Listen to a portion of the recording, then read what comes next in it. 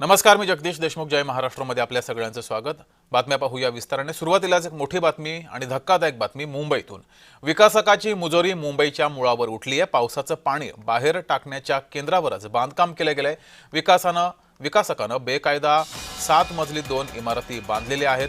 त्यामुळे भर पावसामध्ये मुंबईमध्ये पाणी तुंबण्याची शक्यता ही अधिक आहे. पावसाचं पाणी बाहेर टाकण्याच्या केंद्रावरच हे बांधकाम केलं गेलं आहे.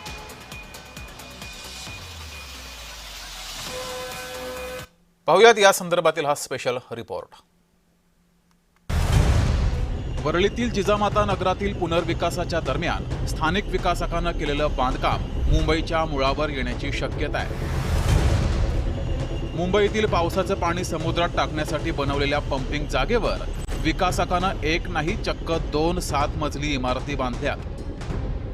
डीबी रिअॅलिटीने जिजामाता नगरच्या रहिवाशांचा घरांचा पुनर्विकास प्रकल्प राबवताना पर्यायी तात्पुरता निवारा उभारण्यासाठी लव्ह ग्रोव्ह पंपिंग स्टेशनची जागा वापरली आहे. या बांधकामाला आवश्यक त्या परवानग्या न घेताच बेधडक काम केले आहे.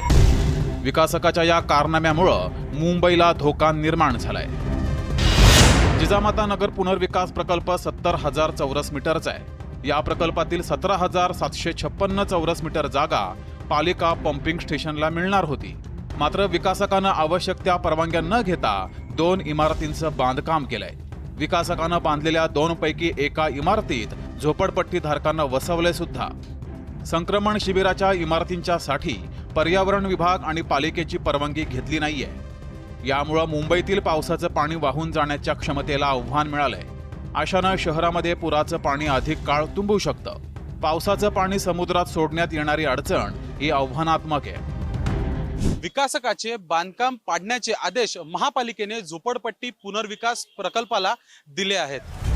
विकासकाचा हा बेधुंद कारभार उघडकीस आल्यानं तुर्तास बांधकाम बंद आहे.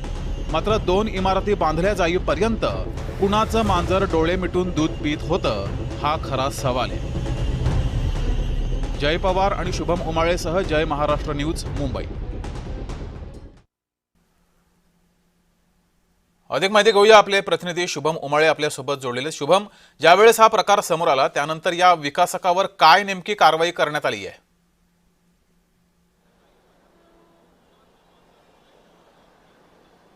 जगदीश, खरं तर एक मोठी अपडेट सध्या या प्रकरणावर समोर येत आहे आणि ती म्हणजे अशी की सदर ज्या 2 इमारती होत्या ज्यांचं बांधकामाची परवानगी ही देण्यात आली नव्हती, तर त्या आता पाडण्याची कारवाई करण्याचे आदेश हे सध्या देण्यात आलेले आहेत. आणि बांधकाम जे आहे संपूर्ण बांधकाम हे पाडून संपूर्ण जागा जी आहे ती महापालिकेला पुन्हा एकदा हस्तांतरण करण्याचे आदेश जे आहेत ते देण्यात आलेले आहेत. खरं तर कोणाच्या आशीर्वादाने हे सगळं सुरू होतं, याच्यावर काही कारवाई होणार का, अशा पद्धतीत मुंबईसारख्या एका भल्या मोठ्या जागेत वरळीसारख्या शहरामध्ये अशा पद्धतीचं बांधकाम हे होत होतं आणि याच्याकडे कोणाचं लक्ष नाही गेलं का, प्रशासनाचं लक्ष नाही गेलं का, असे अनेक प्रश्न जे आहेत ते उपस्थित होत होते. पण मात्र आता कारवाईचे आदेश आलेले आहेत. एक मोठी अपडेट या प्रकरणावर येत आहे की दोन्ही इमारती ज्या आहेत त्या आता पाडण्याचे आदेश देण्यात आलेले आहेत. लवकरच या इमारतींचं पाडकाम जे आहे ते देखील सुरू होणार आहे. मात्र शुभम, वरळीसारख्या ठिकाणी इतकं 7 मजली इमारत बांधली जाते बेकायदेशीर रित्या, तरी सुद्धा प्रशासनाच्या लक्षात येत नाही. हा असं कसं होऊ शकतं?